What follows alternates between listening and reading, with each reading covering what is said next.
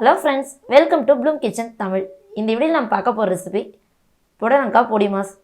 புடலங்காய் வச்சு நம்ம சிம்பிளாக பருப்பு தேங்காய் போட்டு பொரியல் பண்ணுவோம், இல்லையா மிளகாத்தூள் போட்டு பொரியல் பண்ணுவோம். கொஞ்சம் வித்தியாசமாக செய்ய போகிறோம்.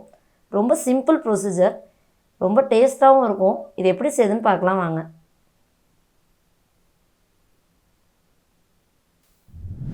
இது செய்கிறதுக்கு நான் 1/4 கிலோ புடலங்காய் எடுத்துருக்கேன்.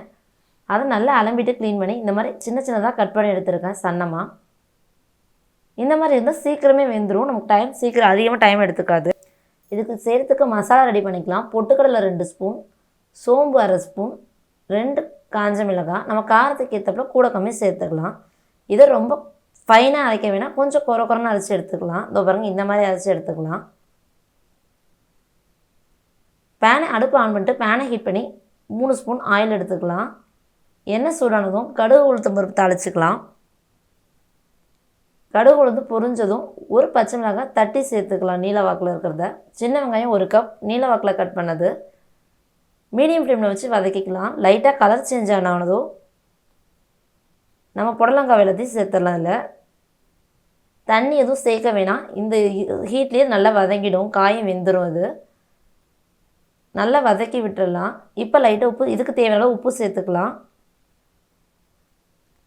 நல்லா கலந்து விட்டுட்டு கொஞ்சம் நேரம் மூடி வச்சிடலாம். மூடி வச்சு இந்த ஆவிலே இது நல்லா வெந்துடும். இப்போ பாருங்கள், ஓப்பன் பண்ணலாம். நல்லா காய் வெந்துருச்சு, கலர் சேஞ்ச் ஆகிடுச்சு, காயோட கலர் சேஞ்ச் ஆகிடுச்சு. இப்போ மஞ்சத்தூள் 1/4 ஸ்பூன் போட்டுக்கலாம். போட்டு மஞ்சத்தூள் ஒரு சில நல்லா கலந்து விட்டுட்டு இப்போ நம்ம அரைச்சி வச்சுருக்க மசாலாலேருந்து 2 ஸ்பூன் மசாலா எடுத்து சேர்த்துக்கலாம். 1/4 கப் தேங்காய் துருவல் சேர்த்துக்கலாம். ஃப்ரெஷ்ஷான தேங்காவாக இருந்தால் ரொம்ப டேஸ்ட்டாக இருக்கும்.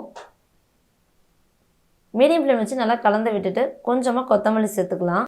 பொட்டுக்கடலைன்றதுனால ரொம்ப நாளே நம்ம வதக்கவோ இது பண்ணவே வேண்டாம், கொஞ்சம் நேரம் லைட்டாக வச்சுருந்தா போதும். இந்த ஹீட்லேயே அந்த டேஸ்ட் மாறிடும். ரெடி ஆகிடுச்சு. ஒரு பவுலில் ட்ரான்ஸ்ஃபர் பண்ணிக்கலாம். சாம்பார் சாதத்துக்கு, ரசம் சாதம், தயிர் சாதம் எல்லாத்துக்குமே நல்ல காம்பினேஷனாக இருக்கும். குழந்தைங்களுக்கு இந்த மாதிரி புடலங்காய் செஞ்சு கொடுக்குறப்ப ரொம்ப லைக் பண்ணி சாப்பிடுவாங்க. மைல்டான காரம், பொட்டுக்கடலையோட டேஸ்ட்டு, சின்ன வெங்காயம் டேஸ்ட் எல்லாம் சேர்ந்து ரொம்ப சூப்பராகவே இருக்கும். இந்த ரெசிபி நீங்கள் ட்ரை பண்ணி பாருங்கள்.